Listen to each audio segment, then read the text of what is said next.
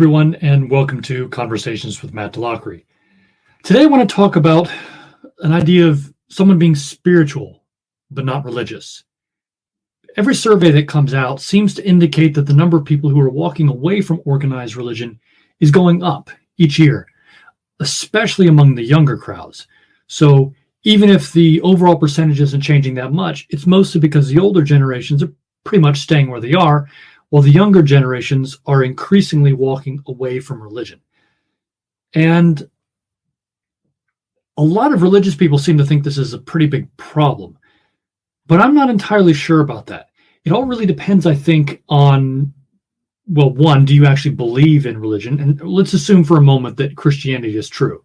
Whether it is or not is a much larger question, and we have and will talk about that. But let's assume that it's true. Is walking away from the organized Christian religion a problem? Well, if what we're doing in church is actually moving people towards God, then yes, that is a problem.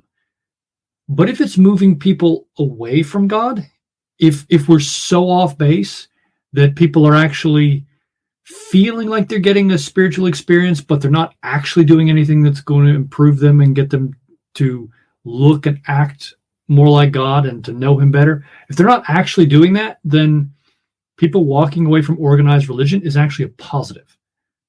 Because the goal is to get to God, not to belong to a club. So when I hear people say they're spiritual and religious, a long time ago I would have thought, oh, that's bad, or it's made up, or it's just baloney. They're just saying this because they want to sound like they're being spiritual, but they don't really want to actually take part in the thing and actually do it. And the more and more that I see what's going on in Christianity, and the more I think that it's bankrupt, the more hopeful I am for people who say that they're spiritual and not religious, because I think those people are probably closer to the truth than the people who claim that they are, in fact, religious. So the question is, now what? What do we do with this? Well, what I would say to those people is you need to do two things, and join a church is not going to be one of them, so just chill. You need to do two things. One, follow the truth wherever it leads. Actually, these go for everybody, but follow the truth wherever it leads. You're not going to go wrong by looking for answers and accepting whatever's true, whether you like it or not, whether it makes your life easier or not, which truth generally doesn't make things easier. If you follow truth wherever it leads, you're going to do well. Your mental life, your thought life is going to be moving in a positive direction. So that's number one. The second thing you need to do is treat other people how you'd want to be treated. Now, it sounds like I'm sneaking in religion, golden rule and all that stuff. But really, if you think about it, that's just not being a jerk, right? And lots of religions have had similar rules to this. And we're not going to get into the nuances and the differences between them. Just in general, stop being a jerk.